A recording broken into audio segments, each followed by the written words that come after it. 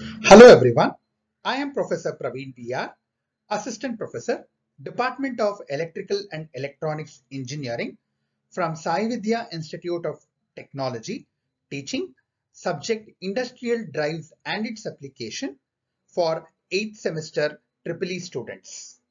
In this session, we are going to discuss the dynamics of an electric drive. Here, we will be discussing the fundamental torque equation, classification of load torque, and we are going to discuss speed torque convention. With that, we are going to discuss multi-quadrant operation. So let us see first fundamental torque equation.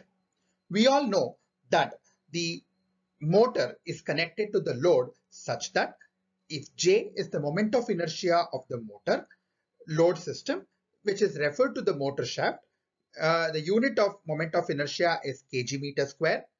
If omega m is the instantaneous angular velocity of the motor shaft, and if T is the instantaneous value of the developed motor torque measured in Newton meter, and T1 is the instantaneous value of the load torque which is measured in Newton meter, then the fundamental torque equation is obtained by T minus TL is equal to d by dt of J omega m.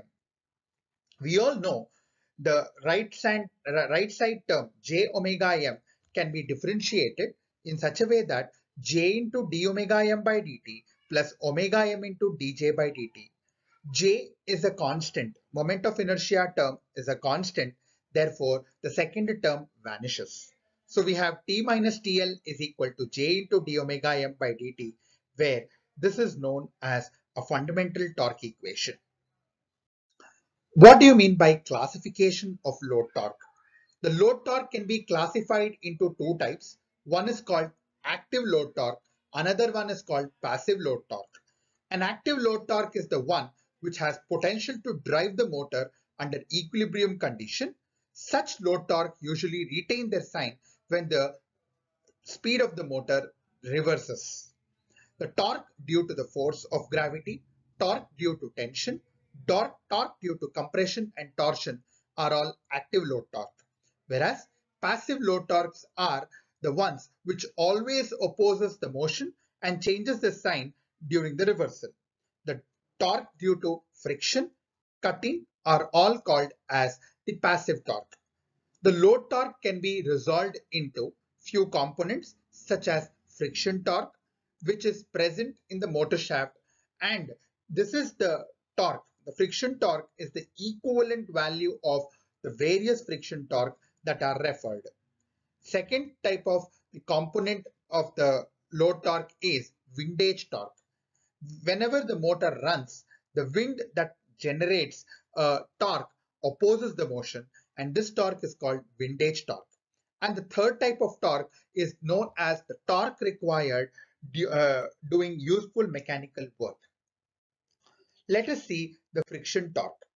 The friction torque can be resolved into three components. They are stiction or static friction. Second one is called as viscous friction. The third one is called Coulomb friction. What do you mean by stiction or static friction? Whenever the motor is at standstill, it is always higher than the value slightly above the zero speed. So the friction at a zero speed is called stiction or static friction. Whereas viscous friction is the one which is directly proportional to the speed. So it is a linear term. Whereas Coulomb friction does not depend upon the speed. So this is the graph of the three components of frictional torque. What are the speed torque convention? It could be constant torque type load, or torque proportional to speed, torque proportional to square of the speed, or it could be torque inversely proportional to the speed. So for a constant torque, we are going to obtain something like this.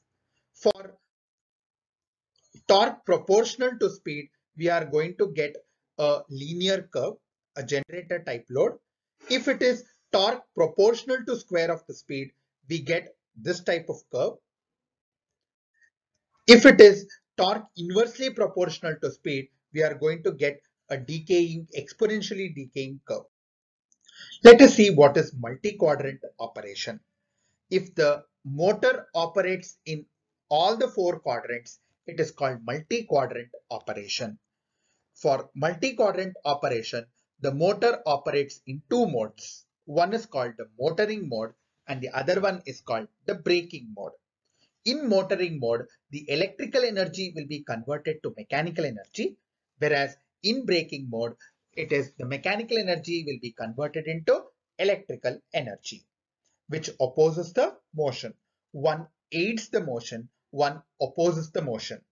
This type of motoring and braking can be again resolved into forward and reverse action.